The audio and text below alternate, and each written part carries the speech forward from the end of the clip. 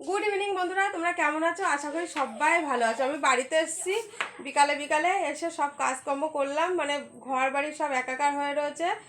উঠোনটার সামনেটা কোনোরকম ঝাড় দিয়ে পাতাগুলো এক জায়গায় জড়ো করলাম আর কাজকর্ম করে নিলাম সব। ধরো নোংরা টোংরা হয়ে রয়েছে, তো তার জন্য তোমাদেরকে পুরোটা দেখাতে পারলাম না। আর আমি না প্রথমে ভিডিওটা করেছিলাম, মানে হয়তো আমার মানে হাতের চাপে যাই হোক একটা কিছু হয়ে গেছে, তারপর পরে দেখি কিছুই হয়নি।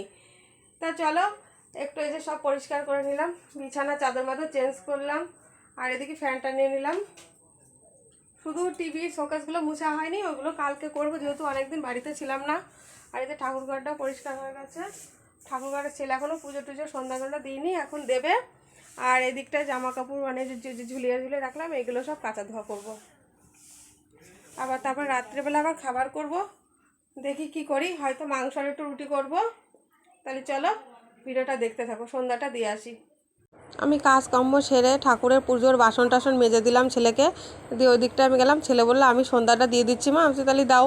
তা ছেলেই সন্ধ্যার পুজোটা দিয়ে দিল ঠাকুরের। রান্নাঘরে চলে আসলাম, কতদিন রান্নাঘরে আসেনি। দেখো রান্নাঘরের পরিস্থিতিটা, এইখানটায় উপর থেকে না ঘুম পড়ছে, কি অবস্থা হয়েছে গ্যাসের। এইগুলো এখন পরিষ্কার না করে কি করে রান্না করব? তাহলে কত রাত হবে বলো তো। এই দেখো কি পরিস্থিতি। আর রান্নাঘরটা তো ঝাড়ঝুট দিয়েই গেছি, সব গুছানোই আছে।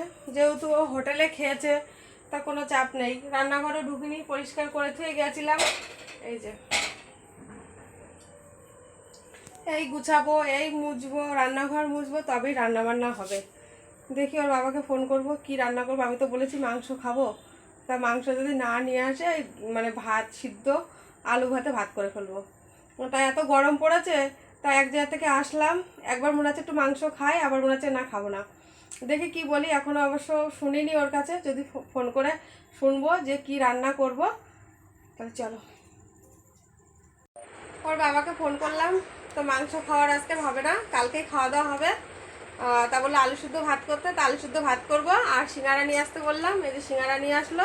আর এই যে আমার ননদ এসছে, এখন সব এক জায়গায় বসে মুড়ি আর সিঙ্গারা খাবো। এই যে শুকনো মুড়ি, দিদার হাতের ভাজা মুড়ি আজকে নিয়ে আসা হলো। তা এখন খাওয়া দাওয়া হবে। তা আমার ছেলে আসলো এখনো, ও আগলাগায় আছে বলে ভিতরে ঢুকলো না, ননদের ছেলে আছে। তা সবাই একসঙ্গে বসে খাওয়া দাওয়া করবো। তাহলে চলো বন্ধুরা, আজকের ভিডিওটা এই পর্যন্তই, কালকে নতুন ব্লগে দেখা হবে। আর অবশ্যই লাইক শেয়ার কমেন্ট করো আমার ভিডিওটা। আর ভালো থেকো, সুস্থ থেকো, শুভরাত্রি।